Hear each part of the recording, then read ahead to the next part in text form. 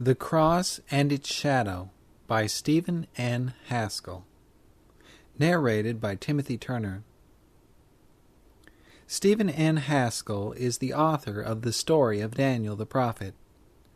A glorious high throne from the beginning is the place of your sanctuary. Jeremiah chapter 17, verse 12. The Cross of Christ, a poem. In the cross of Christ I glory, towering o'er the wrecks of time. All the light of sacred story gathers round its head sublime. When the woes of life o'ertake me, mopes deceive and fears annoy, never shall the cross forsake me. Lo, it glows with peace and joy.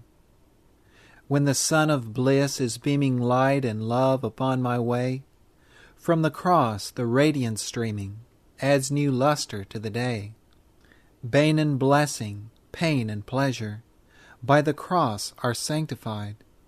Peace is there that knows no measure, joys that through all time abide. In the cross of Christ I glory, towering o'er the wrecks of time. All the light of sacred story gathers round its head sublime. By John Bowring. Author's Preface. Eternity can never fathom the depth of love revealed in the cross of Calvary. It was there that the infinite love of Christ and the unbounded selfishness of Satan stood face to face.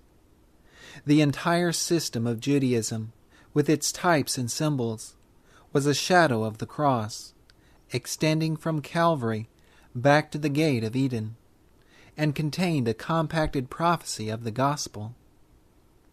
At the present day, the person who comes to the study of the New Testament through the interpreting lights of the types and symbols of the Levitical services finds a depth and richness in the study that are found in no other way. It is impossible to have exalted views of Christ's atoning work if the New Testament is studied without a previous knowledge of the deep, blood-stained foundations in the Old Testament Gospels of Moses and the prophets. In every sacrifice Christ's death was shown. In every cloud of incense his righteousness ascended. By every jubilee trumpet his name was sounded. In the awful mystery of the Holy of Holies his glory dwelt.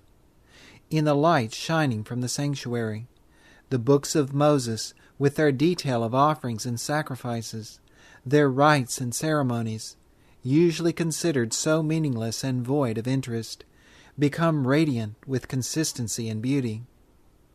There is no other subject which so fully unites all parts of the inspired Word into one harmonious whole as the subject of the sanctuary. Every gospel truth centers in the sanctuary service and radiates from it like the rays from the sun.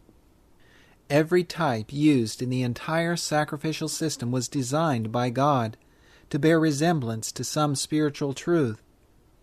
The value of these types consisted in the fact that they were chosen by God Himself to shadow forth the different phases of the complete plan of redemption, made possible by the death of Christ. The likeness between type and antitype is never accidental, but is simply a fulfillment of the great plan of God. In the cross and its shadow, the type and the antitype are placed side by side with the hope that the reader may thus become better acquainted with the Savior. It is not the intention of the author of this work to attack any error that may have been taught in regard to the service of the sanctuary, or to arouse any controversy, but simply to present the truth in its clearness. The book is the result of many years of prayerful study of the types and symbols of the sanctuary service, and is set forth with a prayer that the reading of it may arrest the attention of the thoughtless, give the Christian new views of Christ's character, and lead many into the sunlight of God's love.